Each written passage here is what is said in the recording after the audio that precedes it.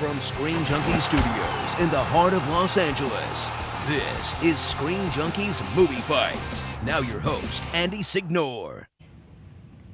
Good morning, or good afternoon, I should say. Hi everyone, I'm Alicia Malone, filling in for Andy Signore, who is with the Force at Star Wars Celebration. So I've taken over once again for another episode of Classic Film Fights.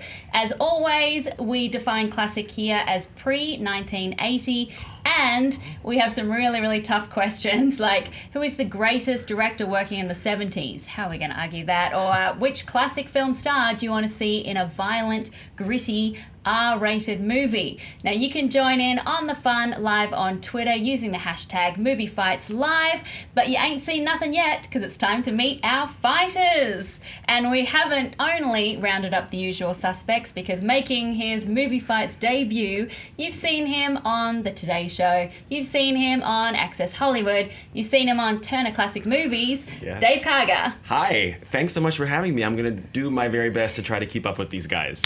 I can't wait. It's going to be fun. Yeah. And he has left the gun, but he's taken the cannoli. The host of Screen Junkies show, looking very dapper, Hal Rudnick. Hey, you know, when you do a hit, you gotta have some dessert. And I enjoyed your singing up top. I thought the Andrews sisters were in the house for a moment. Oh, stop it. Yeah. And where he's going, he doesn't need any roads because he is the Movie Fights champion, Mr. Dan Murrell. I don't know who the Andrews sisters are. I will trust Hal on that reference. It's so much fun. I'm so happy to do classic film fights. Yeah. I love classic movies. It's great to be able to do a different thing than just yell about Sequest or, you know, Darth Vader in the show. Yeah, it's fun. I like it. Well, they say that a boy's best friend is his mother, but a judge's best friend on Movie Fights is the fact checker, Mr. Lon Harris. Hi. Hey, how's it going? I'm just here to check facts and chew bubble gum. Yay! And you're all I'm all out of gum. Hey, that's my line. Hey. And making his debut on the fan cam all the way from down under, that's not a knife, it's Adam Horton. Hello. How you doing? Good, thank you. It's good to good to be here. It's pretty crazy to see it all. So yeah, happy to be here. See it all happen right in front of your eyes. The magic. Well, as you guys know, it's not about my personal choice when it comes to picking these winners. It's about your argument. And with classic films, there is no right or wrong answer, really. So I see this as a celebration of classics. I can't wait to hear everything that you've got to say, and let's have some fun and a little bit of the old ultra violence. It's round one. Hit it, JT. Well, round one, the first question is... I want to fight you. You want to fight? Let him go. Stop this production! Colorize. This is decolorization. All right, now it's time for round one. What is the greatest all-time femme fatale performance? And Dave, we're going to start with you. Oh, you have a couple of me. minutes to tell us about your choice. Well, obviously, the whole femme fatale character is such a fascinating role that the greatest actresses, especially in the 40s and 50s, got to play. There's so many great choices, but I love this question because it allows me to talk about one of my probably 4 or 5 favorite classic films of all time, which is Laura, Otto Preminger's film from the mid-40s. And the character of Laura is played by Gene Tierney, who is absolutely one of the most beautiful women I've ever seen grace the screen. She could have turned me. She's that gorgeous.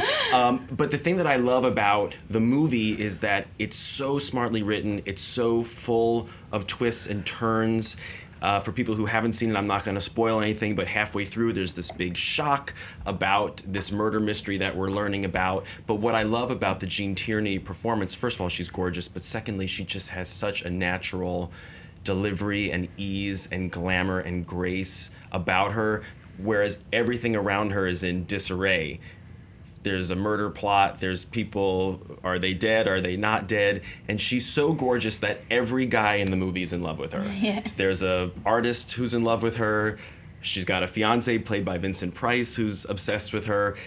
Even the police detective who's investigating her murder, who doesn't even know her, falls in love with her. And Clifton Webb, who's essentially gay, is also in love with her too. So this woman, no man can resist her powers, and I think she's probably the most beautiful woman I've ever seen on a movie screen. And she had a lot of great performances, Black Widow and Leave Her to Heaven, where she got an Oscar nomination, but I think Laura is her defining movie role. Gay character before you can even say that they were gay. Exactly. Hal, who's your choice? Well, thought long and hard about it, Alicia, and I'm going with Rita Hayworth in Lady from Shanghai. It's a stunning performance for many reasons. One of the things that I feel really sets this apart from the others and makes it the greatest performance is how Rita Hayworth defied expectations in this film, and it was a real about face from what people were expecting from Rita Hayworth as an actress, and it was such a shock to the system just to see how she transformed her style in playing this deceptive ingenue femme fatale character. And it's fascinating to see her interplay with Orson Welles, who she was romantically involved with in real life. And just that electricity and the surprise for America to see Rita Hayworth in this new light made it the single greatest femme fatale performance. Alrighty, Dan. I went with my personal favorite, which is also in one of my personal favorite movies, which is Barbara Stanwyck as Phyllis Dietrichson in Double Indemnity. I love Billy Wilder. He's one of my favorite directors. This is one of my favorite screenplays for a movie of all time, and I think part of the reason why I love this movie so much is that Barbara Stanwyck absolutely owns this movie. And this is a movie, Edward G. Robinson is in this movie, he's no slouch. Fred McMurray is in this movie, he's no slouch.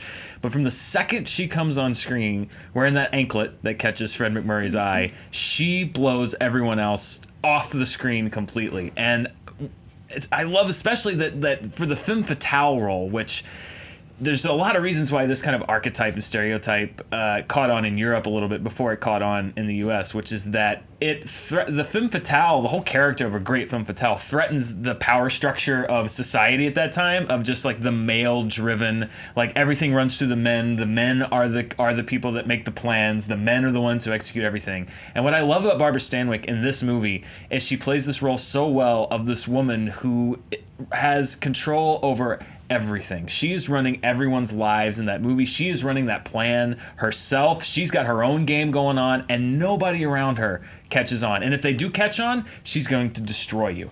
And she wields that kind of power and uses that sexuality in a time where you couldn't overtly use sexuality in a movie so well. I think she is just fantastic in that movie. And I love her, and I love that movie, and I love that role. She looks cool in sunglasses too. Okay, now it's time for counter arguments or discussions.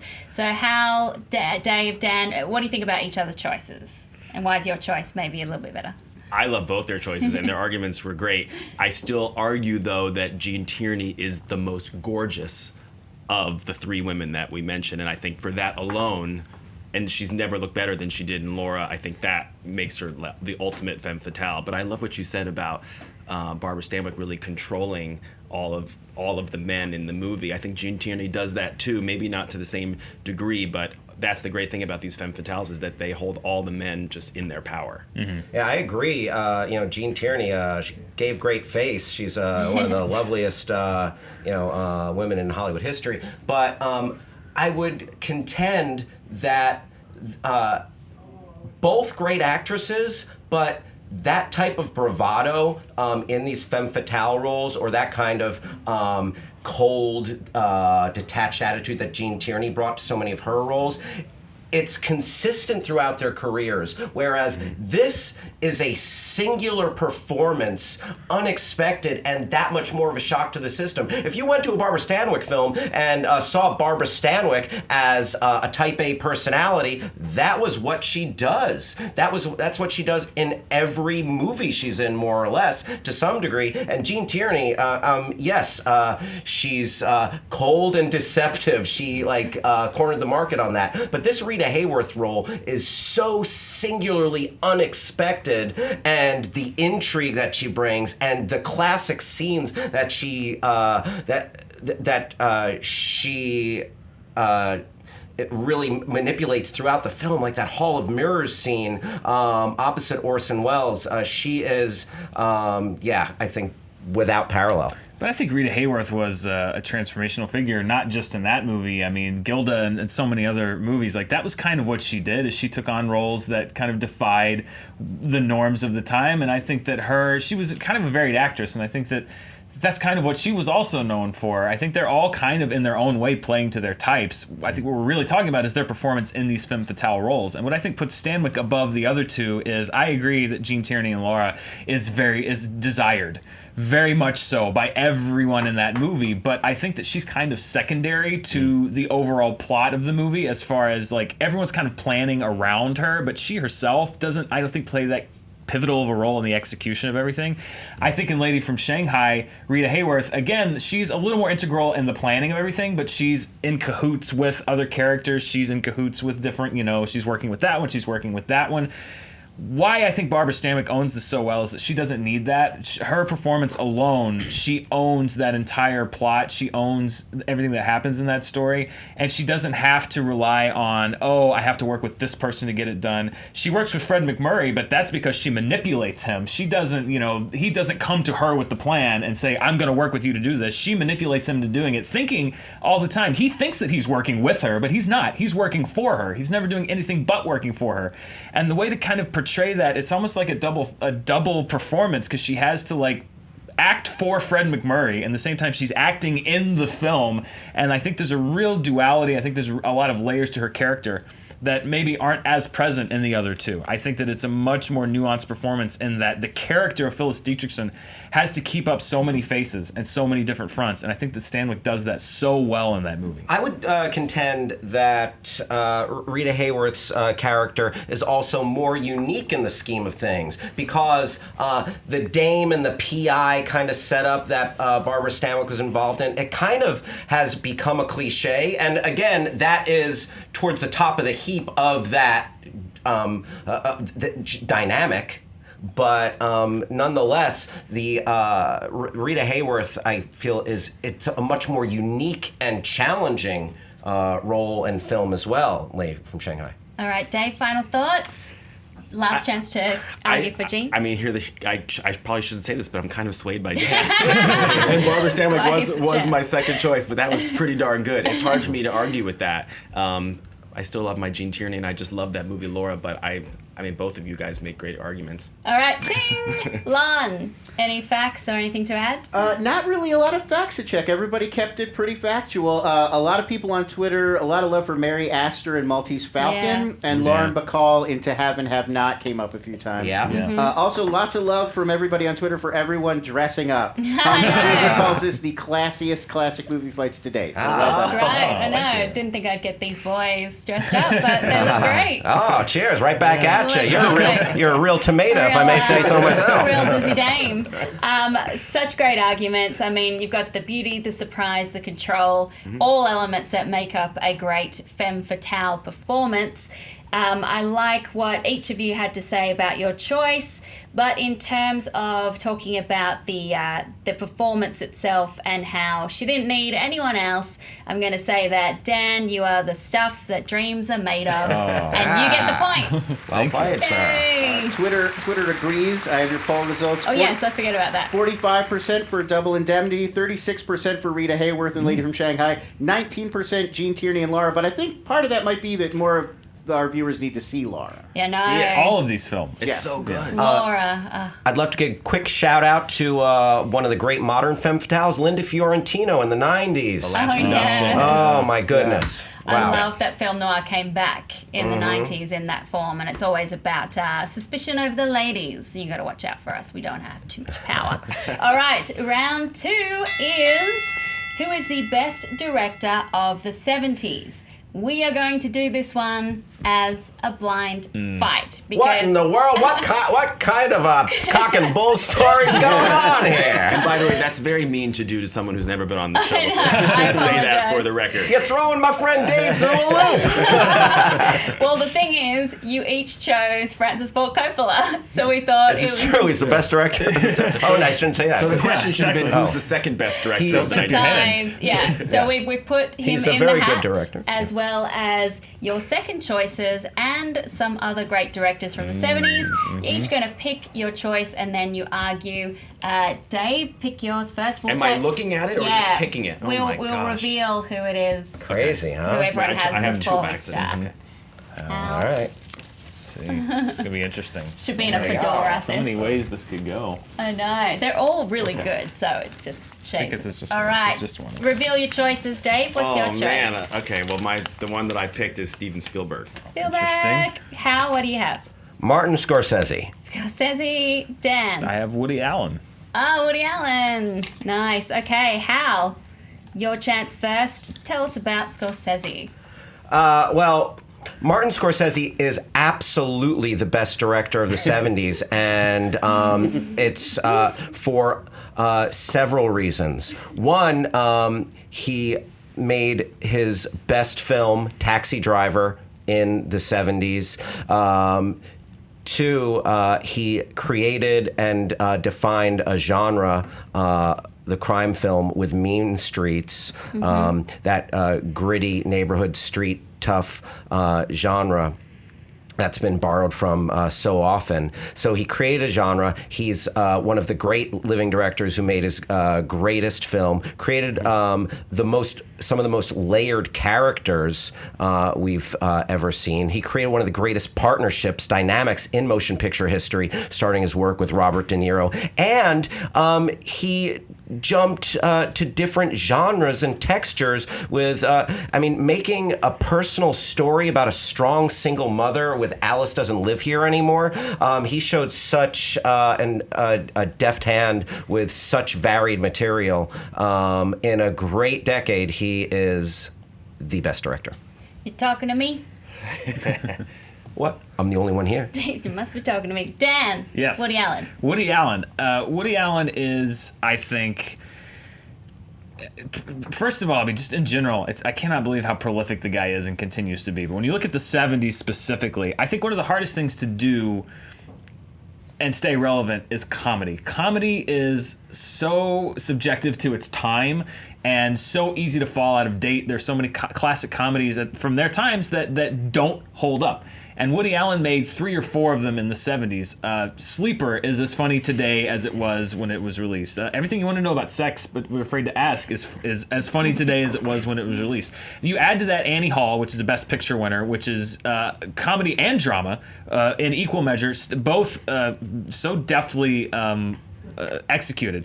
You have Manhattan, which is a great film that he closed out the decade with.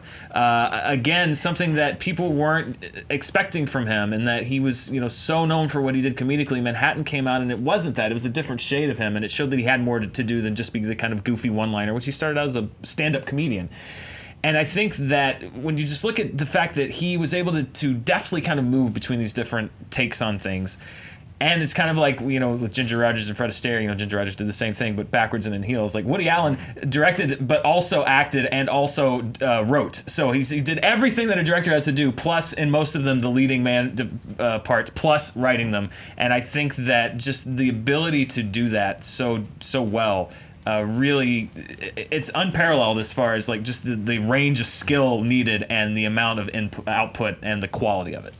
Backwards and in Heels, a book by Alicia Malone, out in August. I didn't even know. There you Good go. segue. Yeah. Dave, tell us about Steven Spielberg. Well, let's first say that if this question was who was the best director of the 80s, we wouldn't even have a discussion because, of course, it would be Steven Spielberg, who started off the 80s with Raiders of the Lost Ark and E.T., but actually, he's also the best director of the 70s. Yeah. Why? Because of all the people we're talking about, who has created the most iconic, lasting movies that have stood the test of time to today from that decade? It's Spielberg. He had, his kind of cult films like Duel in the early 70s, but then it was the 1-2 punch of Jaws and Close Encounters of the Third Kind in the middle of the decade that were humongous hits back then, instant classics, but have really stood the test of time, unlike any other movie that we're talking about right now, and were massive hits for critics and audiences alike, unlike any other movie we're talking about on this panel. So,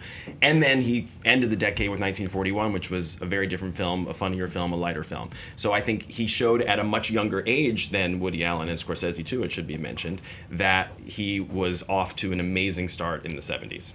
Awesome. All part of New Hollywood. All great. But let's open the floor. So I'm about to commit heresy as a Jew. Uh-oh. But, yeah, Spielberg is not the best director of the 70s. 1941 was a complete misfire. He had to recover from that. And this is, I'm going to throw out a controversial statement. I don't think Close Encounters holds up. What? Oh. Yeah.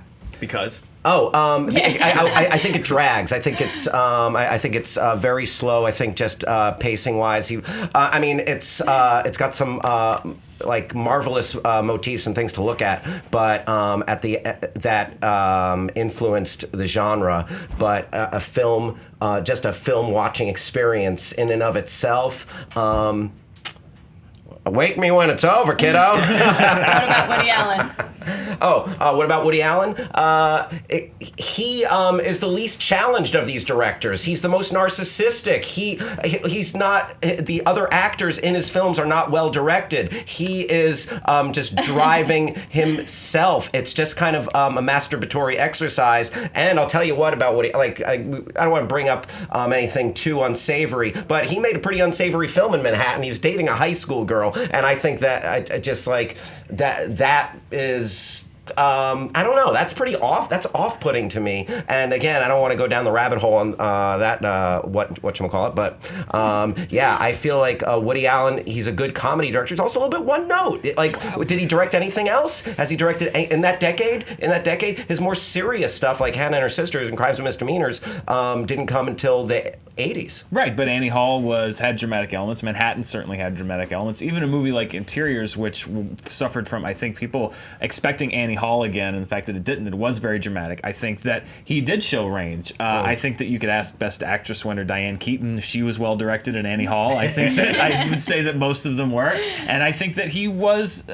He did not. If anything, just his very nature, he ceded the good parts to his co-stars, just because he didn't feel comfortable being the center of attention. He was always didn't feel comfortable. No, but I'm saying he was always the nebbish. He was always the guy. Because that's all he can do. You play the hand you're dealt. But he was giving, he was the stupid guy. I know he from was nebishes. He would give the smart stuff to his co-stars. He was the guy that you were laughing at, and his co-stars were the smart ones. So I think that. Oh, so he wanted to get the laughs? No, I'm just saying. I'm saying that the fact that he was in all of his movies, that doesn't mean that he sucked all the oxygen out of it. He gave his co-stars a lot.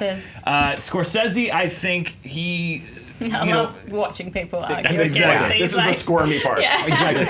Scorsese, I think he did a lot of great work with De Niro in the 70s, Mean Streets and Taxi Driver. Those were both, I think, kind of loner crime movies. I think that he was a little bit more New York. I'm not so sure about in the middle of all that. I think that the 80s, a lot of it is where he found a lot of his artistic merit, and Taxi Driver's a great film, but I think that Woody Allen has more great films just in that particular decade. Same with Spielberg. Jaws revolutionized the business model of movies, and that movie by itself, if we were going like one movie to one movie, that would be a fight. But I think just against the filmographies of Allen and Scorsese, I think you're right. The 80s were Spielberg's forte. He did make two very good movies, but I just don't think that two is enough to be considered in the same league as Dave, these. what do you think about these choices? I think it's a question of versatility, and I think Spielberg, even in just a few movies, showed more versatility than a full decade of Woody Allen or a full decade of Martin Scorsese, who really, while making fantastic films, if you compare them to someone like Robert Altman, who was making way different kinds of movies every time, and I think Spielberg, just with a couple of movies, already showed that he was onto something amazing. I would like to say that not only did Martin Scorsese make the best films that stylistically told an exciting story, his camera work that he introduced, visually, the way the camera moved in Mean Streets, that affected a generation. So, okay, let's shift gears and talk about just the filmmaking here. The way Scorsese's eye, the way Scorsese shot New York City, man, I mean, Woody Allen, like, two New York directors, I'll take Scorsese's vibrant city over Woody Allen's, I don't know, I think Scorsese makes the city more of a character with a pulse and a heartbeat. There's an energy on the East Coast. You know it if you've been there. Scorsese makes it crackle, and it's in his camera work. But all three of these directors were innovative. Scorsese was definitely innovated a lot of camera work. Spielberg, obviously, very innovative in his use for special effects. I think that Woody Allen was innovative in the way that he shot and did comedy. The split screens in Annie Hall. He would use subtitles. He would do flashback, absurdity, stuff that, I mean, I think that's what you hadn't seen in a mainstream comedy like that. And he kind of brought it back. He modernized the kind of screwball comedy, I think, of the 40s, modernized it, brought it into the 70s, which is a style that I think had been missing, and that's why they stand out so much. So, again, I think these are three great filmmakers, and if you have to make a decision, you have to just look at how singular they are, and I think Woody Allen's films are the most singular because they're personal. Right, Can I make one more point? I mean, also, look at the family tree. Look at the people who he's influenced. You wouldn't have had that slow-mo in Reservoir Dogs without Scorsese. You wouldn't have had Paul Thomas Anderson's shots in Boogie Nights, and so much that has influenced his career and stylistic usage of the camera without Scorsese. So for the working with actors, for the different textures of his films, thank you for bringing up New York. That was a wonderful chance he took, and it's an amazing film with Liza Minnelli, and it's just fun. Yeah, he's definitive the best director. All right, last thought, Dave? I would say only one of these three guys scared the whole world out of the ocean. And I think only one of these three guys created the summer blockbuster, and that's Steven Spielberg. Hey! All right. I love seeing Dan argue against his favorite My film. favorite director of all time, and my favorite movie of all time. Yeah, that was pretty great. That's what happens in the blind fight. Lon. Not a lot of facts to check. Amazingly, you guys all got 100% on your movies linking up to the decade. Nobody went outside the decade. That's why we chose you guys. Oh, I forgot to mention The Departed, 1979. There was some pushback online from Hal's comment about Mean Streets inventing the street tough genre. Obviously, there were a lot of crime, street tough movies before that. Also, Close Encounters totally holds up. Yeah. And then other filmmakers that people mentioned a lot: George Lucas, Sidney Lumet, Werner Herzog, Richard Donner, Mel Brooks, Brian De Palma, Sam Peckinpah, and Bob Fosse popped up. Good choice. Yeah, great choices. No Altman?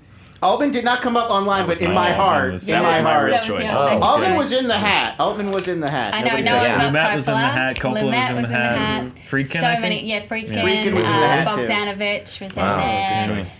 So many. Adam, are you having fun before I make my decision? No, I'm a huge Spielberg fan. So it was really hard to kind of not just jump straight on Spielberg, but Dan, I thought, almost had him with he did only have two great movies, but they were the two greatest movies. So I was a little bit on Dave. Yeah. Thank you. I knew I liked you. Well, it's time for me to terminate with Extreme Prejudice or pick the winner. And I was exactly the same as you, Adam. Your last point, Dave, really got me over the line. The fact that he created the summer blockbuster, those films that he did, and he showed range at the same time. So Dan gets the point. I mean, Dave gets the point. Dave great. gets the point. That would So. do nothing to the conspiracy theorists in the comment section. Yeah, don't. It was just me going crazy. All right. Again, the internet has your back. 45% Yay, picked Dave. Spielberg, 42% for Scorsese, All right. 13% for Woody Allen. So close. So close. Wow. So that means Dave and Dan both have a point. Yes. Hal, you've still got plenty of chances to go. Right on. What's that? Is it a book and a documentary? Mavericks and about the 70s. Easy Riders, Oh, Raging Easy Bulls. Riders, Yeah. yeah. Yeah. Such a great Such book. a great. Yeah, I love Great it. And book. I like Rebels and the Backlot about the 90s directors as well. Yeah. And I love this show because we get to talk about this stuff. All right, let's get into question 3, which is, Which classic film star would you want to see in a present-day, violent, gritty, R-rated movie? And Dan, you are up first. I went with an actor who I think just missed out on the chance to do this, and that is Lee Marvin. Lee Marvin was in real life what you would call a tough sumbitch. He was injured in World War II. Great shot of Lee Marvin. He was injured in World War II, won the Purple Heart, came back for fun. He used to fish for great white sharks in Australia. As a matter of fact, he turned down the role of Quint because he thought that him fighting against the great white shark would make him look less cool. So this was a guy who he had the goods in real life, and he was in movies like The Dirty Dozen. He was in movies like Point Blank, which are cool, badass movies, but that were just before movies were able to embrace really getting to the nitty gritty. He was up for Sam Peckinpah and the Wild Bunch. He ended up not doing that movie. He did some supporting roles in action movies later in his career in the 80s, but he never got the chance to be in one of those real tough and gritty action movies. And I feel like he would be so great in one of those movies. Point Blank is a movie that was remade with Mel Gibson as Payback in the 90s. And it was such a great update to that story. It really went to places where I think that Point Blank wasn't able to go. And if he'd been able to do that, I think that he would have been such a badass. And so I think this is a guy who, sometimes you see actors that just kind of miss their window to maybe do some work that really would have taken them to the next level. I think Lee Marvin is one of those guys, and I would love to have seen him get just a little bit longer to do just a great, big, bloody action movie. Yeah, all these guys are so cool. Dave, your choice. I mean, how can there be any other answer to this question than Steve McQueen? The absolute coolest movie star. Look at him. The coolest movie star of all time. And first of all, he's been in so many iconic movies like The Great Escape and Papillon, where he really showed some great acting chops, and Bullet, and he even had an Oscar nomination for Best Actor for The Sand Pebbles. But to Dan's point, this is a man whose life was cut short. He died at only 50 years old. And I'm not a humongous fan of gritty, violent, R-rated, crazy, ultra-violent movies. But I think someone like Steve McQueen could bring so much to that genre, much in the way that someone like Liam Neeson has done. I think in many ways Steve McQueen is kind of a forefather of a great, cool actor like Liam Neeson today.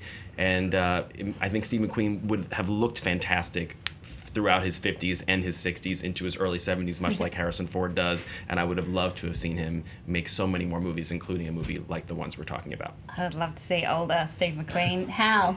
I'm picking Kirk Douglas. And he's 100 years old. Yes. So crazy. Yeah. Amazing. Yeah. Oh man, look at that Look at chin. him. Look at that. God damn it, that's a man's chin right there. Oh, yeah. Oh, what the? So, and the main reason I was back and forth between Kirk Douglas and Jimmy Cagney, and it's because it came down to those two for me. For one reason.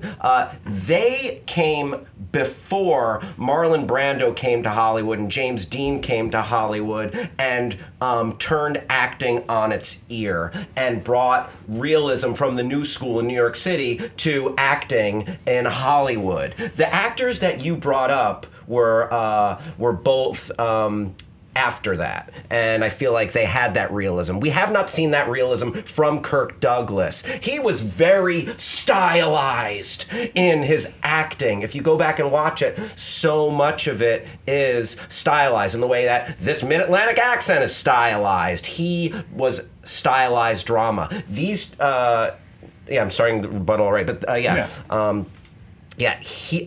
so it would be the most satisfying to see him navigate those waters of a gritty R movie where, I hope you can bleep this, the censors are gonna have our butts, but where shit hits the fan. You know what I mean? Okay? Yeah. He never got to do that with real acting, with the real acting chops that Brando, James Dean, changed acting forever.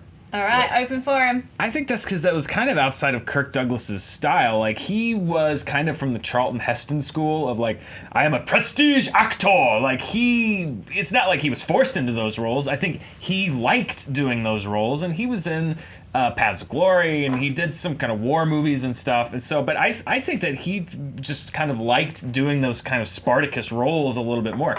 I think both of our choices, Steve McQueen and Lee Marvin, really like to get kind of into those nitty-gritty tough guy roles.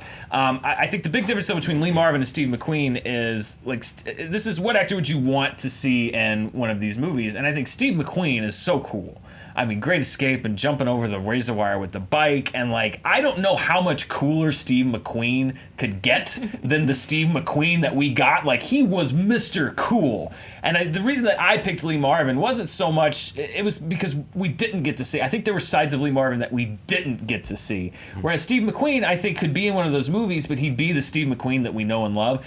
And the reason that I picked Lee Marvin was that I think that there is a side to him that was restrained a little bit. He would have taken these roles, but I think there's a side that was pulled back a little bit because of the times that he operated. I would say it was Lee Marvin is a hair away from being in the gritty films we're talking about. The Dirty Dozen, there are raw moments in that movie, and the acting style is real and gritty. The suspense is intense when they're trying to break into the Nazi stronghold there. Stuff is hitting the fan. And Steve McQueen, it's very real gritty acting in a movie like Bullet, where you have the most intense car chase ever set to film. That's a gritty moment. Kirk Douglas was not given the opportunity because he was groomed in a different period of actors. He absolutely could have handled that role. A movie that you love, Big Carnival. Imagine playing that character with that much more level of just real truth to it. Or Young Man with a Horn, where he played this jazz musician up and coming in New York City, going through trials and tribulations. If he was able to be in that gritty level of truth that we're talking about here, that it would be unbelievable to see. We've never seen anything like it. These actors, I feel like we have. But he played that role in Ace in the Hole / The Big Carnival that had two different names. Yeah. So brilliantly, because that was his style, and because he brought so much of that Kirk Douglas attitude towards it, and I think that he just kind of operated in a different arena. That doesn't maybe lend itself to that grittiness. I think that Lee Marvin, again, just through personal experience, is a guy who had seen that kind of thing firsthand. Not that these other guys haven't, but just through his life experience, and didn't get. I feel like it's just something that he would have wanted to do. I just couldn't have been in gritty movies. But not, the westerns he's been in. But again, they were constrained at the time. They could not go all the way with those it. late 60s we're talking westerns. about movies that are 40 years old. Yeah. We want to see these guys in a contemporary, gritty, R-rated movie. Right. Those are very different, even from Bullet, although your point is well taken.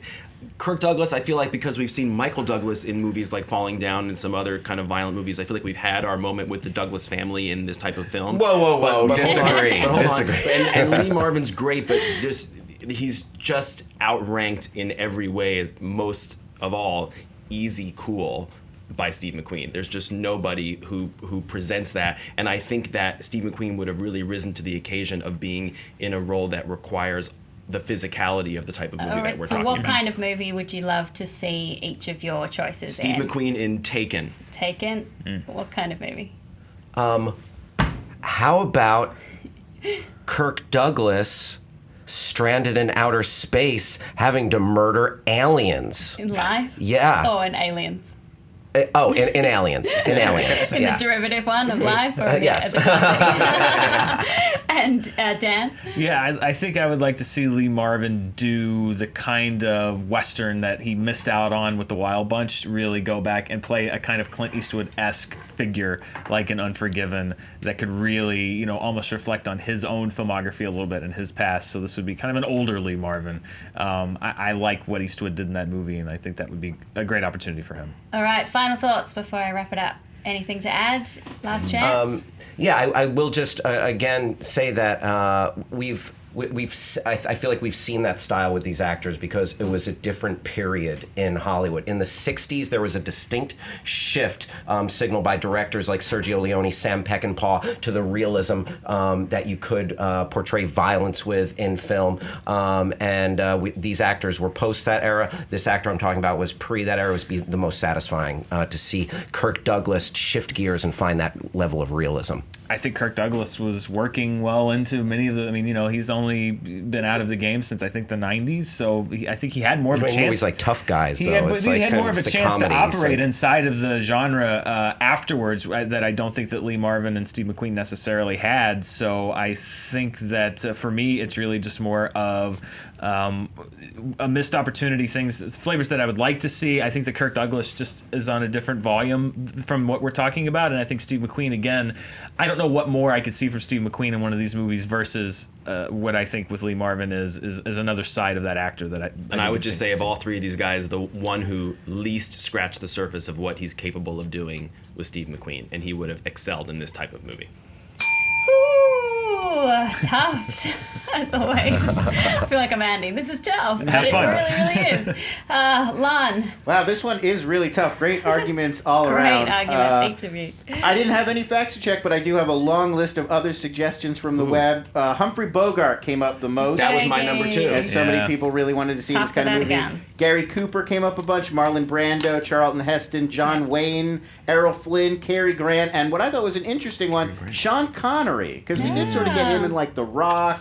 So I do feel like, Untouchables. like people want to see him in something even harder. Even something grittier. I would have gone with Mae West. Oh, yeah. My second Something one was should Betty be Davis. Like, Betty Davis would be cool. Yeah. And Lon, who would you go with based on the arguments? This was really tough. I mean, I liked what Hal was saying about, Kirk Douglas had this much more classical style. He didn't really get to play these kinds of roles. And I was thinking of, like Henry Fonda when he did, Once Upon a Time in the West, like that chance to really go against type. So I was pretty won over there, but I think in the end, I got to go with Dave and Steve McQueen. I think he's right. He's just like the essential badass, cool action star. And to see him today, I really do think we would have seen a whole different side Thanks, to what Lon. McQueen could do. I love that whole sofa. They are on your side. This is a hard choice. I loved all your arguments. I would love to see Kirk Douglas in Aliens. That would be awesome. Or have that realism. And Dan, you made such a great point about Point Blank to Paycheck, and it would have been great to see. Like, that's a good sort of analogy for something that Lee Marvin could be in. But I'm going to go again with the Queen of Cool, the McQueen of Cool, with Steve McQueen and Dave. All right. With another point. Pay back, not paycheck. Little late Payback. fact check there. Go watch it, but not the director's cut. Now, do we get to hear the percentages on that one? Oh, yeah, I can pull that the up. We had 59% for Steve McQueen, 29% for Kirk Douglas, only 12% for Lee Marvin. But again, I feel like everybody watching this should go watch Point Blank if you guys haven't seen it. It's just because he's not as much of a household name as he's the a other little two. bit lesser known, I think. Yeah, and I think You've actually made me now want to go explore more Lee Marvin. Your argument and the picture that ran, because he looked fantastic. I want to know more.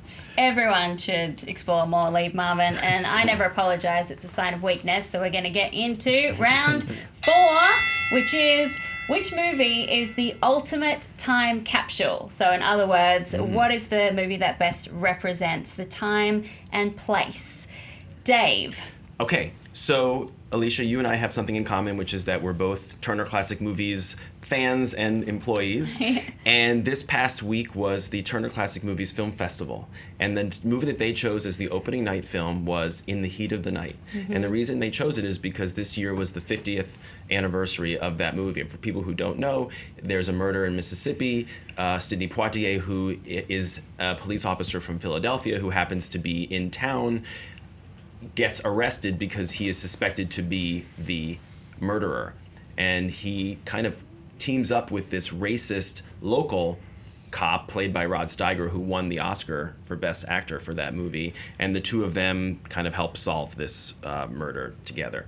And it is unbelievable how In the Heat of the Night is a complete and perfect snapshot of that time in the mid to late 60s, particularly in the South, where there were so many racial tensions and so much mistrust and so many horrible things going on in that region, to the point where when they made the movie, Sidney Poitier refused to even film it south of the Mason-Dixon line. They had to find a town in Illinois, in southern Illinois, to double for Mississippi, because he did not want to film, because he had had issues when he and Harry Belafonte had traveled in the South.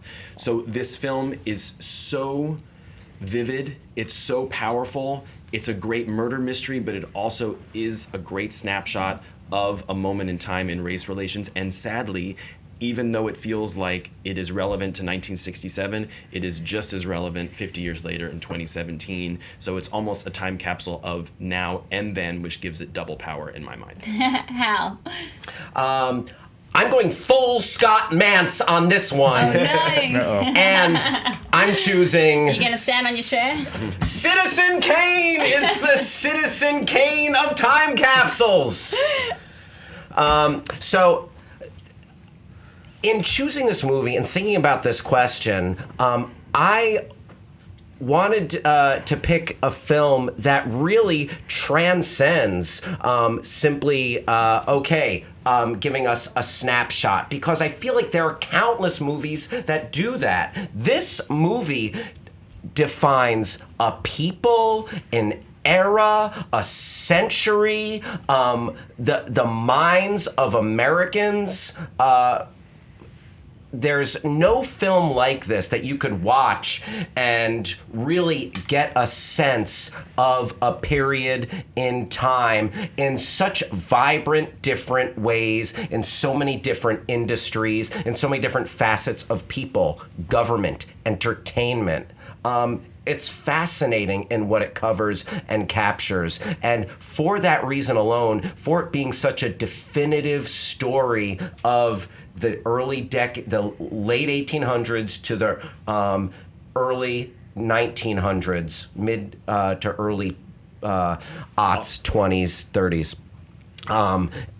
It's the best time capsule. I'd show it to aliens. I'd show it to aliens to let them know, hey, this is what this time period was like. All right, Dan. I went with a movie that I think is almost an embodiment of the moment and the time that it was made in, which is Easy Rider. We mentioned Easy Rider's Raging Bulls. This is a movie that a lot of people credit with, being one of the things that kickstarted New Hollywood and the resurgence of independent filmmaking. This was Dennis Hopper going crazy and making a movie that was 5 hours long. And I think what it is it's not just that it takes place in the 60s. I think that it is so of its time that it shows you that era, the good parts, and of course the hippies and the free love and that hope that they embodied comes through in that film. But I think it also shows the excesses. I think it shows the pitfalls of that time and of that lifestyle. And I think that movie has those flaws in it: the indulgence, the excess of really getting into that counterculture and going too far with it. And I think it also shows, in a weird way, it captures for me, and I wasn't there in the 60s, obviously. It was a little before my time. But I think the movie itself almost shows you what it felt like to them to be part of that counterculture, because it shows you the dark side of it. Without going too far into spoilers, the ending of the movie kind of embodies what happens when you upset the societal norms, what happens when you are the new thing around and people don't understand you and they don't get what's going on, and the fear and the bigotry and the prejudice that comes with that. I think that Easy Rider is such you just watch that movie and you can see not just what the movie feels, but what the filmmakers were going through, what their life was like. And while it's not a perfect film, it is far from a perfect film. I think that it is such a snapshot of just a slice of life of that precise time.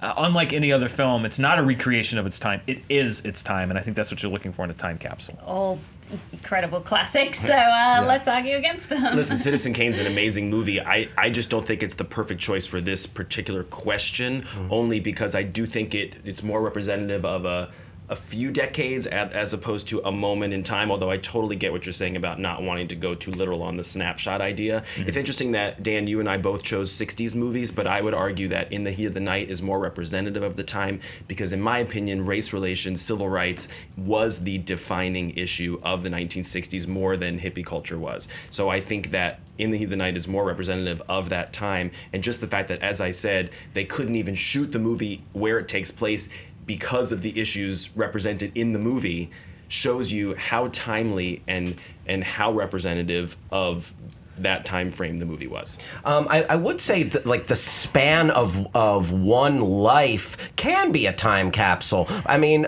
we talk about like there's so many different eras. There there are medieval films. There are films that that take place during the prehistoric eras.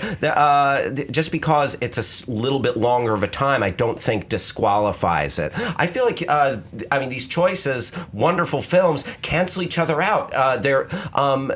Because like, why is your film better than, say, Best Years of Our Lives, one of the most wonderful, groundbreaking stories of soldiers coming home after World War II, showing varying stories? And why is yours better than his? I don't see it. As far as the being a definitive time capsule, this man's life was a time capsule. Open up that closet and walk through it. It's a literal, his storage room. Citizen Kane, it is like, man, I chose frickin' Citizen Kane, full Scott Manson, but I feel like and it is very much history. Be aware of history, or we're doomed to repeat it. That cult of personality that is Charles Foster Kane, echoing William Randolph Hearst. And today we have a powerful personality in charge of the country who, if you look at his story, you can make a Kane-like film about him. Well, I think that you are. Citizen Kane, again, it's a great pick, but I agree with Dave. It's not for this category. I think the Citizen Kane is, I think for something to be a time capsule, it has to be of its time. Citizen Kane was a recreation of times earlier from that movie. You're right, it went all the way to the 1800s and then the early the 1900s, the 1920s. I don't think that it is a time capsule movie. I think that it looks back, and I think that In the Heat of the Night is a relatable movie. It certainly has themes, but In the Heat of the Night, I think, is a movie that could be made today and still be as relevant.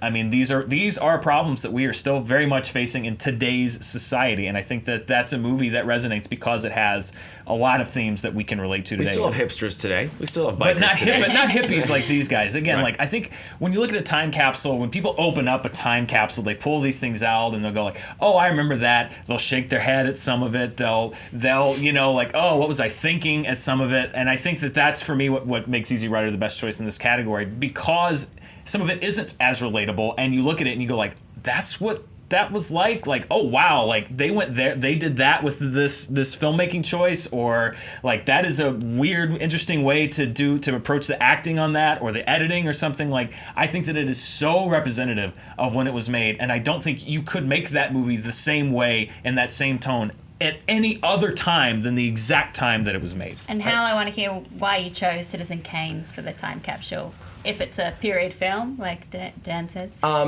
Because I feel like the time capsule spans the early 1900s. I feel like that is the snapshot we see. Industry, Hollywood, government. It shows what made those major forces in everyday life tick. I think it's very much Orson Welles took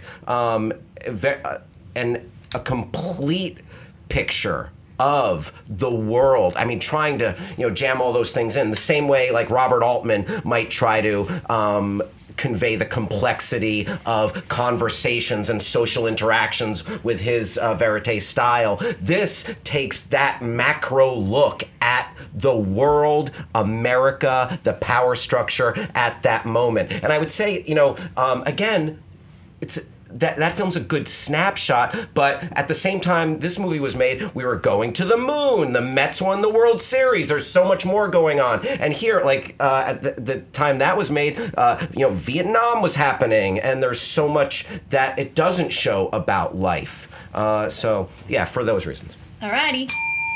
Lon.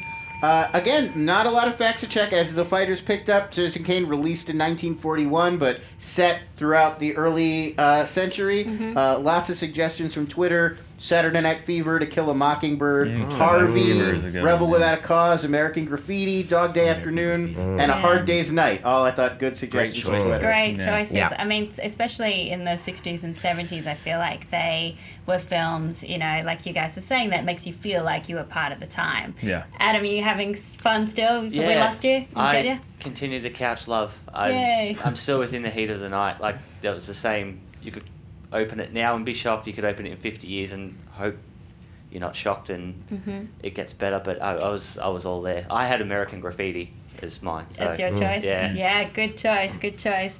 Well, yeah, I've got to choose against three incredible movies, but for the reasons that he said about it being only made at its time and not repeated again, Dan gets the point. That was a great. Yay, As soon as you said that, I thought he's got it. Yeah, unfortunately, seeing In the Heat of the Night again, it is true what Dan said about it, Yep. that it's like it could be made today. Yep. Yeah. Again, watch all of these movies. Yes. We mention this movie unless we make reference to some current Transformers movie or something. Watch all the movies that we mentioned today. Yes. All right, we're up to For sure. round 5. And this one is, what classic film genre should make a comeback? Hal? Well, I'm going to go with slapstick comedy. We live in interesting times, and I feel like what the world needs a little bit more of is that the dynamic that you had with Hepburn and Tracy, Clark Gable and Claudette Colbert. We do not see in the current romantic comedies and the current crop of relationship-inspired based films the kind of sparkling dynamics that were present in these crazy films like Bringing Up Baby. Just the circumstances and the emotions and the comedy of manners and the sexual tension that existed and that danced through these films is like nothing we have nowadays. I feel like sex and romantic comedies have gotten like either dumb or blunt. You know, there's no more appreciation for the sparkling dialogue and the dynamics that these films distinctly had. And you don't have to go as stylized as this, really? No, that's what I'm saying. You don't have to do a Jen of Jason Lee and Hudsucker Proxy. Yeah. You can do it with well-written, tonally shifted films that, I mean, check out like. I feel like TV does it that much more. Like you'll find these fun, interesting dynamics on TV shows like You're the Worst or something like that. That's like, oh wow, that is sharp and real, but it's yet to translate to the big screen nearly as much. So yeah, for that reason alone, I will say, good time slapstick comedies. Dan? I miss the hard-boiled Philip Marlowe type detective movie. I feel like now, for a while that was kind of, when film noir came in, that was kind of the thing, was the 40s, you have the voiceover, and then I feel like over time it got parodied so much in things like the Naked Gun movies, and just it happens when something catches on. Of course, people are going to start and then I feel like people stop taking it seriously, and I feel like almost like it's mysteries. It's rare now to see a movie that is just a straight up mystery movie, like just like put the pieces together, like it's like Gone Girl. It's like it's a mystery, but it's also a sexual thriller, or it's like it's a mystery, but it's a comedy. And I miss that time when they took that seriously, and you would get the kind of hard boiled leading man or leading lady, and have the voiceover and just a good old-fashioned mystery. I think that's why when movies like Usual Suspects come out nowadays that kind of do that and do it well, people are like, wow, that was such a great movie. It's because I think the reason people don't make it is because it's difficult to do. It's difficult to fool an audience now because they're going in and trying to put the pieces together. I miss well-done like detective movies where it's you and the detective. you're on the same team. He's talking to you the whole movie, and you're trying to figure this thing out. And they're hard to make. I think that's why people don't make them very much anymore. And I would love to see them come back and see a resurgence in that genre. All right, Dave. Well, back in the day, there was this kind of unfortunately titled genre of films called the women's picture. And what it meant was it was a film that basically was appealing to a female audience because it had a woman or women in the lead role. And there was this massive tradition of incredible films like The Women, which was 120 speaking roles, all of which were female. All of the men were only talked about. There was not one man actually seen in that George Cukor film, of course. And then when I hosted on TCM last summer, it was Olivia de Havilland month because she was turning 100, and I got to introduce all of these phenomenal Olivia de Havilland movies like The Heiress and To Each His Own, and all of these phenomenal films where she was running the show, and then there's the whole bunch of Katharine Hepburn movies like Alice Adams when she was younger, films like that showcase women in all of their complexity in a way that is shocking when you realize they're from the 30s, 40s, and 50s, that filmmakers seem to look at women as more complex entities than they seem to today, where women are only the girlfriend, the wife, the eye candy, the secretary, or the maid. And I would love to see a return to that. And for proof of how well it would be received these days, I think we can only look towards what is the one piece of entertainment that I think most people have talked about in 2017. It's Big Little Lies. And that is because that cast of Nicole Kidman and Reese Witherspoon and Zoe Kravitz and Shailene Woodley and Laura Dern, they anchored that with such fascinating performances because they were given the opportunity to show complexity on screen. And I think it's sad that they have to go to cable TV now to find anything that lets them do something that measures up to the women's pictures of 60 years ago. So I think it'd be great if we could bring those back. All genres I want to see back, so open forum.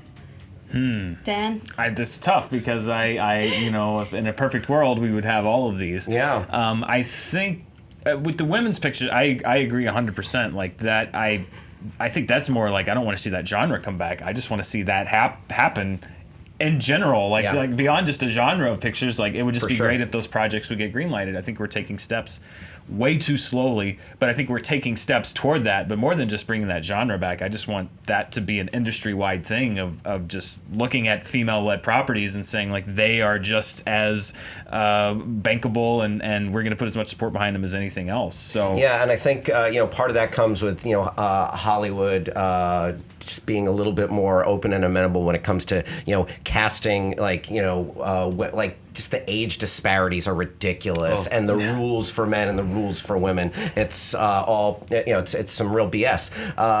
But I feel just women-led pictures that are more inclusive of people of color, and just all different stories need to be told. But I feel like there are wonderful female-led pictures. I mean, Carol, Blue Jasmine, anything else Kate Blanchett touches.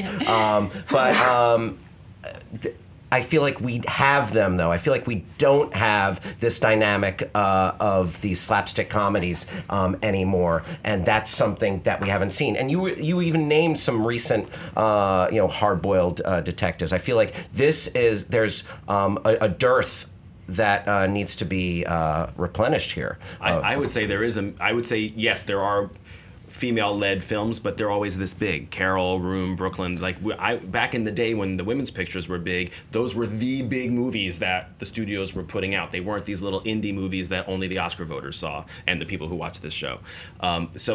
I think the danger of slapstick is that you can get into kind of Farrelly Brothers territory or Adam Sandler territory, which I think is God forbid, scary, right? But if we could have the smart ones back, that would be great too. Yeah.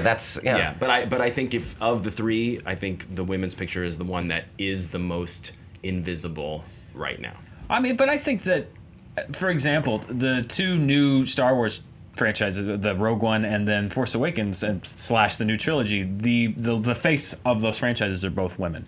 And I think you are seeing a resurgence. I think you are seeing I don't want to say resurgence, I think you're seeing things start to equal out, and I think you're seeing an adjustment. So I would say that there are steps being taken towards bringing but I don't mean sci-fi. Women back. No, not sci-fi, but women's just relationships and issues that affect women, not just women with a gun in their hand. Okay, so yeah, I don't know. It's hard for me to draw the line between what's a women's picture and what is just equality and fairness in entertainment. Screwball comedy. I don't know. I think that we have comedy. I think that the screwball comedy has a certain cadence and a tempo that registered to audiences that were raised on vaudeville and were raised on that kind of rhythm that maybe wouldn't work as well. Now I think that a lot of times they're almost too fast. Like, I'm even for me, it's hard to like, whoa, back up. You know, I think that people it's been mixed into a lot of genres of comedy into what we have in modern day comedy. I don't know if just throwing it all the way back to the way that they used to do it would connect with everybody necessarily, because it is a tempo thing, and it's not a tempo that most people's ears are attuned to. It is it's one of the something that I would compare that tempo to. In a modern sense, might be Veep.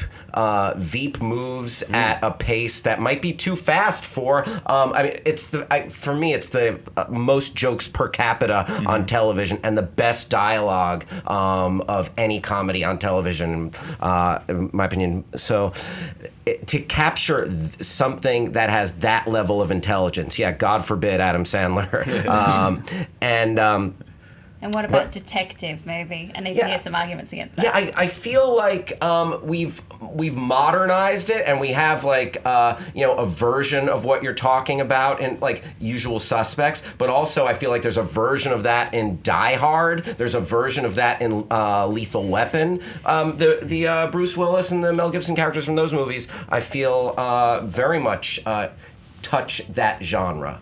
I mean, that to me is very much more action. It's not that kind of inclusiveness as far as like you're watching, but you're not. What I love is the idea of you're with the detective. You're trying to solve this Memento. mystery. I think there are movies that are like it, but I don't think that I think that genre by and large has kind of gone by the wayside, and I think that's a shame. And I think really. All three of our problems with all three of us is that they've dumbed down all three of these genres. I think that they have really minimized or dumbed down where these came from, and I just think mine happens to have been dumbed down the most. But Okay, Dave. Final thoughts? Anything about? I would say we have. I hear your point about the hard-boiled film noir, but I think we have crime everywhere in movies, and I think we have lots of comedy. If there's one genre that can really revolutionize the movie industry and change it the most, and allow 50% of working actors, the female ones, to actually have something to do rather than play the girlfriend, I think the women's picture would make the biggest difference. Okay. Lon, I forgot to do the poll. I'm sorry. Last time. poll. So That's all I right. apologize for that. No problem. A lot of this one brought a lot of discussion about what sort of defines these genres. Yeah. That was what was going on. So like a lot of discussion about, is slapstick comedy screwball comedy? Are we combining those two? Are we considering them separately? Same with detective movie. Are those noirs, or are we talking specifically about detective movie? And then same with the women's picture. Are those just movies with a central female character, or are they about certain kinds of topics? So Is Ghostbusters a women's picture? Right. Lots of discussion on those. A lot of people also took issue with Dan's point about there not being good mysteries, but then when they would name them, just as Dan was arguing, they're kind of all overlaps with other genres. So like Who Framed Roger Rabbit came up, Seven came up, Usual Suspects, but not maybe exactly the same kind of hard-boiled mystery you're talking about. Other genres people mentioned, historical epics, coming-of-age dramas, and Westerns. Westerns came up a whole Yeah, Western. Westerns. Logan very much was of a their time. Western in its Sure own was, way. and a great one. Yeah. Definitely. This is a difficult choice. They're all really good genres. Lon, I'm going to go to you to help me out with this one. These were all great choices. I would go with really any one of these, but I know.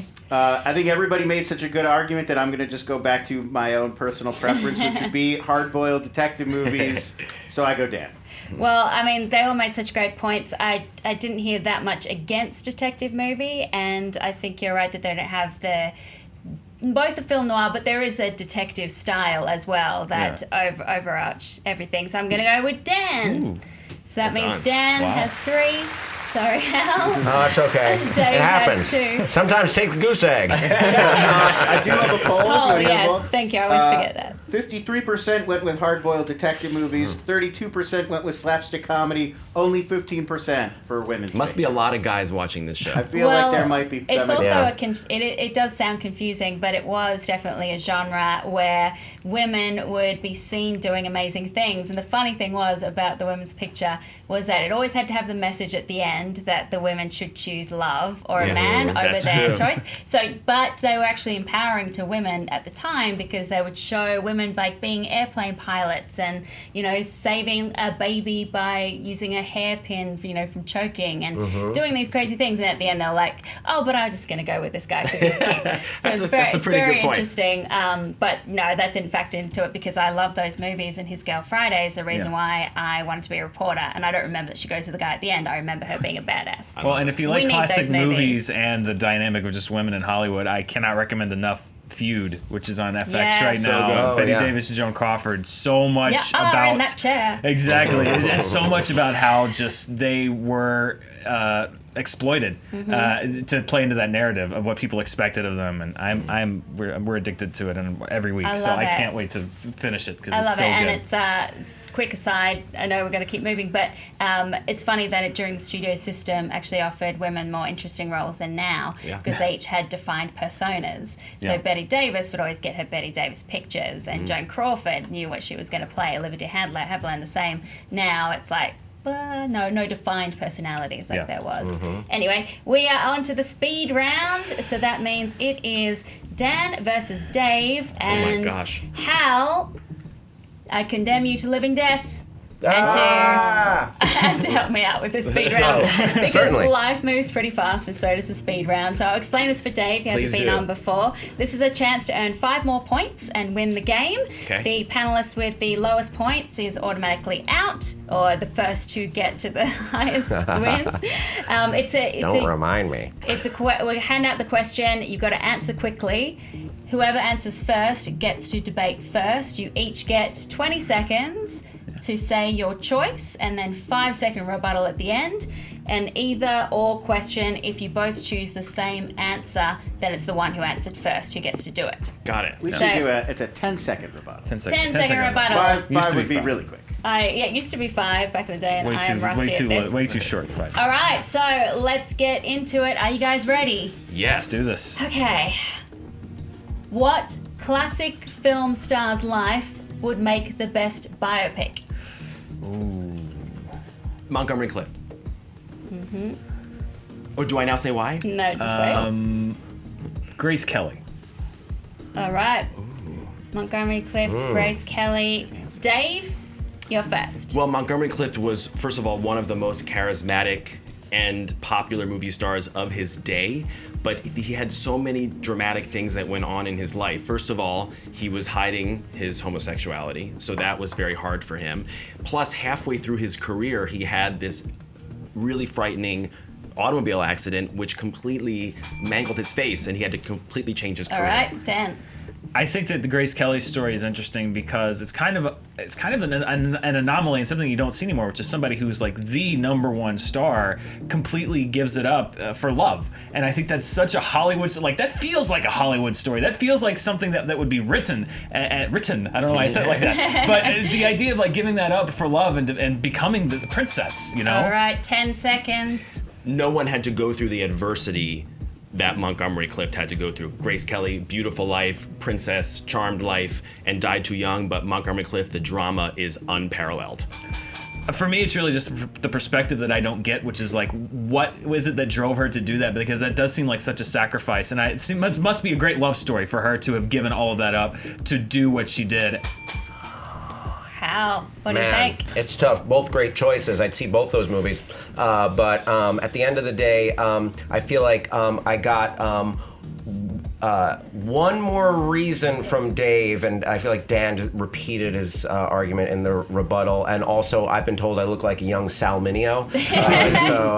One of Montgomery haven't seen Clift's co-stars. So yeah, Dave. Yeah, I agree. I had more of a rebuttal from Dave than I did from Dan, so Dave gets a point. That Fair means it is 3-all. All right. Getting exciting. So All right. now what happens? So keep going. Okay, 4 more questions. Oh, I see. Yeah, 4 more questions. Okay, gosh. so here we go. Get ready. This is a either/or question. Oh, boy. So Okay. answer first gets to take that choice, and it's very topical. Betty Davis or Joan Crawford? Joan Betty Crawford. Davis. Hey, there we go. All right, Dan, you go first. I feel like Betty Davis was an iconoclast. I feel like Betty Davis struggled to break out of it, and she was the Meryl Streep of her time. I feel like she kind of rose above a little bit of that pettiness that Joan Crawford had. The Oscar thing was pretty low for somebody, and I feel like that she did more to kind of advocate for the independence and for stepping out of that system than Joan Crawford, who I think was just desperate to get back into that system. All right, Dave. When you talk about actresses of that time, it's about one thing and one thing only. It's about being a diva. It's about being remembered. Yes, Joan Crawford only has 1 Oscar, whereas Betty Davis has 2, but Joan Crawford is the one who has stood the test of time and remained the biggest screen diva of all time.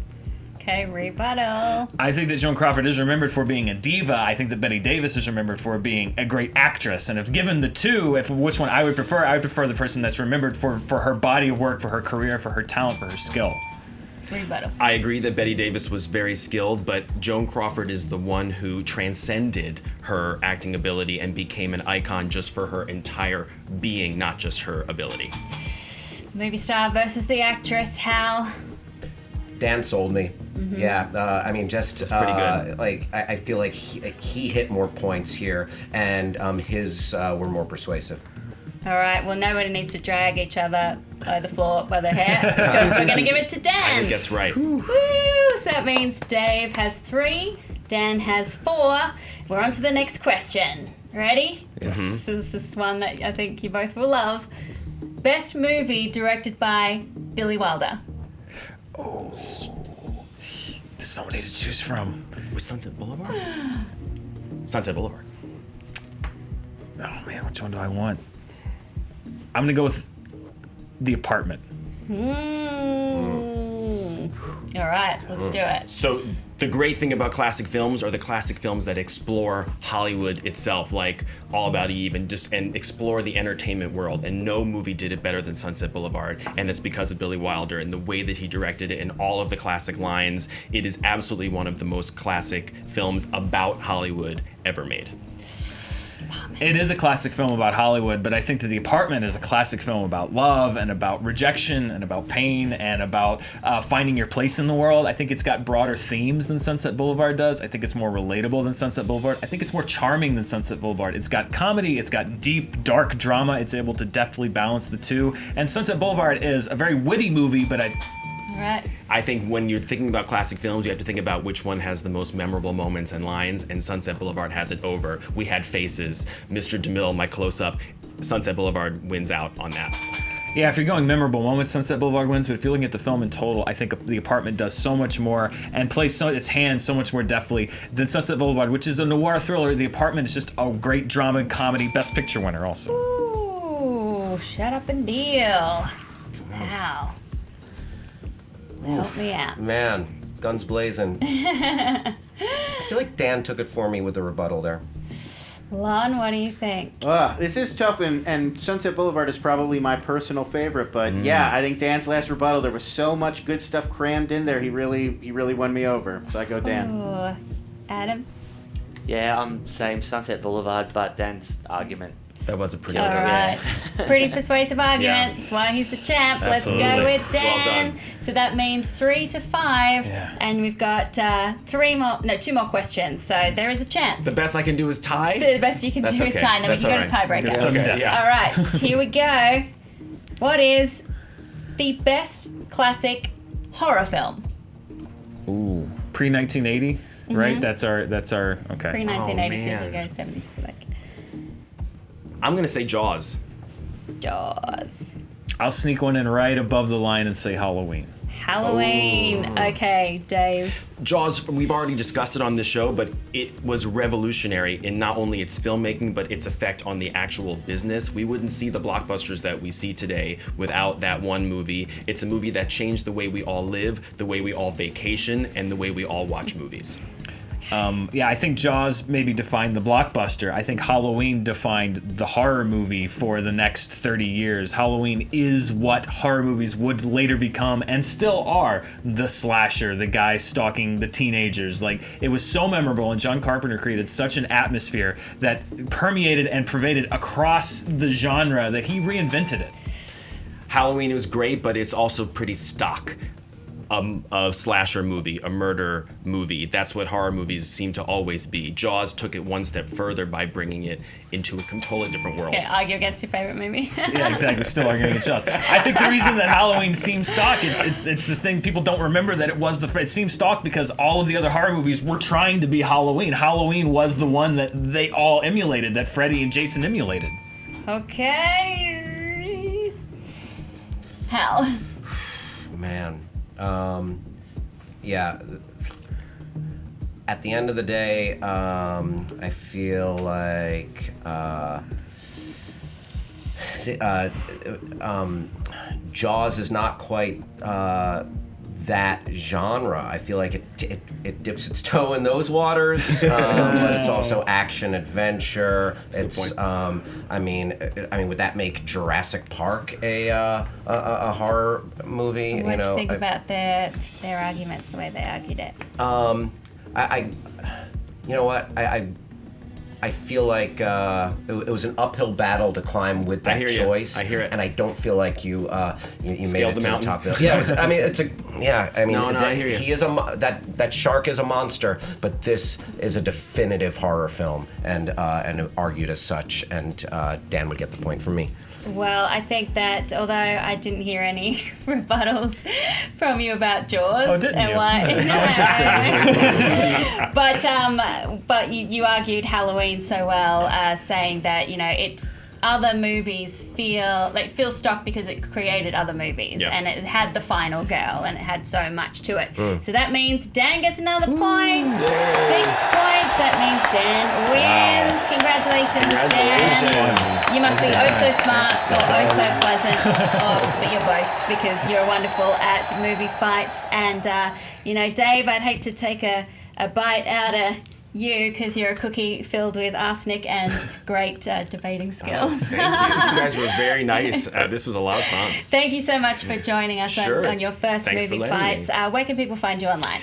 At Dave Karger on Twitter and Instagram. Nice. Hal, thank you. Oh, thanks for having me. I'm so glad this we is so get to much fun. talk about your passion, which is classic. I mean, you grew up with these movies. Yeah, my dad gave me a classic film education growing up, and I grew up on TCM and AMC back when it showed classic films. Thanks for having me. I'd love to do it again sometime, sweetheart. And well done, maiden voyage here, Thank you. Dan. Congrats. So much fun.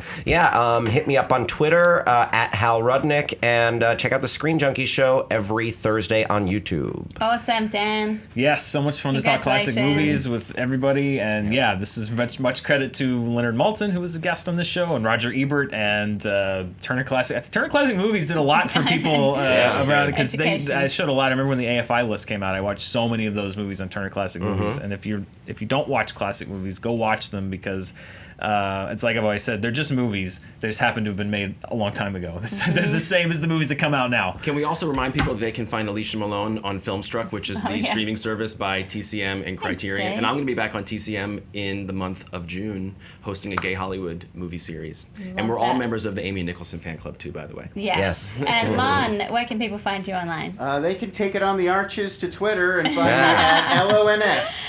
Nice. Adam, thank you so much for coming along. I hope you had fun. Where can people find you? I just Twitter, Facebook, anything social media. I'm just happy to be here, and 98% of the time I'm usually agreeing with Dan on everything he says, so I'm happy I just didn't fanboy out. And Thank you. You did really well. Well, I'm Alicia Malone. Why don't you come up sometime and see me? Or you can find me on Twitter at Alicia Malone or on Filmstruck. Thank you so much for going with us again for another Classic Film Fights. It's my favourite thing to do, and we will see you soon.